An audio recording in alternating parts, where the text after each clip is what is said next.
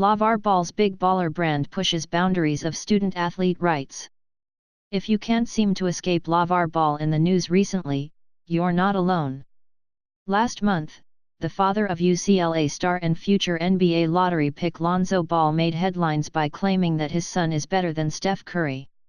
Then, he solidified his status as a helicopter parent by saying that Lonzo would only play for the Lakers, a statement he later revised after much ridicule. Last week, he told USA Today that he would have beaten Michael Jordan one-on-one in his prime. His cockiness has even been immortalized as a meme across the internet. The media can't stop criticizing him, but they also can't stop listening. It's only a matter of time before LaVar inks a reality TV show deal for his family, which includes his wife, Tina, a former college basketball player, his son, LaMelo, a high school senior and UCLA commit, and his youngest boy, LaMelo, a sophomore sharpshooter who scored 92 points in a game back in February.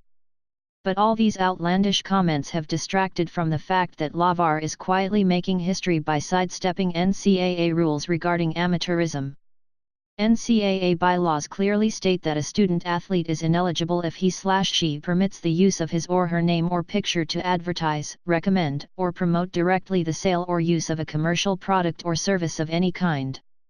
So LaVar created the Big Baller brand, the official brand of the Ball family, as a virtual middle finger to this outdated policy.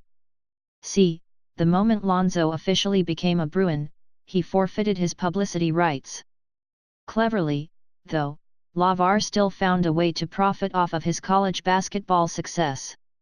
On the Big Baller brand website, he included pictures and videos of Lonzo, as well as UCLA-colored memorabilia available for purchase. Because LaVar doesn't pay royalties to the university for selling these products, Big Baller brand could be seen as being given improper benefits by the school. Naturally, UCLA's opponents didn't turn a blind eye to this supposed NCAA violation. Rival USC complained about the Big Baller brand, prompting LaVar to make some tweaks to the site before his son could be slapped with NCAA sanctions. Now, the online footage is limited to LaMelo and LaMelo's highlights. But despite requests from UCLA, LaVar refused to remove Lonzo's name from the About Us section of the site, and the blue and gold apparel remain for sale. Violation or not, LaVar told Time, "If it's really that serious, take my boy, I'll come get him right now. See if you can win the NCAA championship on your own." Neither the NCAA nor UCLA had the guts to challenge that ultimatum. Instead, they gave LaVar a pass, supposedly because Big Baller brand qualifies as a family brand and not a personal one. With the brand surviving its first full year in the college basketball sphere, Lonzo is expected to be the first player ever drafted with his own personal brand. As many news outlets have pointed out, LeBron James signed a 7-year, $90 million deal with Nike before the 2003 NBA draft, but there's a catch: James didn't have close to the same level of ownership that Lonzo will over his brand. "You don't have a brand that's a brand that Nike created," LaVar said of James. "Try to go somewhere with that king sign and take it from Nike. You can't do that. These triple BS? They're mine." Imagine a world where the best college athletes could form their own brands, where they wouldn't be pigeonholed into signing with a multi-billion-dollar company like Nike or Adidas right out of college, where the scale would be tipped back ever so slightly in favor of student athletes. That's what the future might entail if student athletes earn the right to profit off of their name, image, and likeness.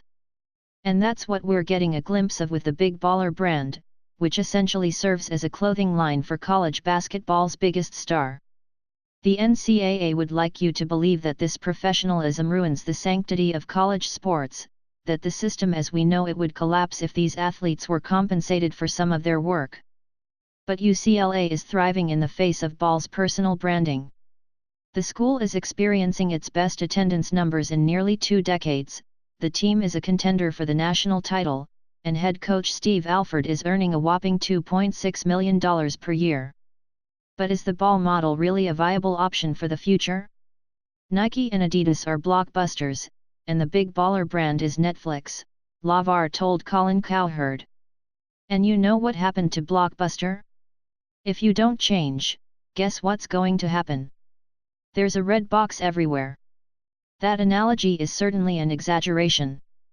Big baller brand isn't going to run mammoth companies like Nike and Adidas out of business.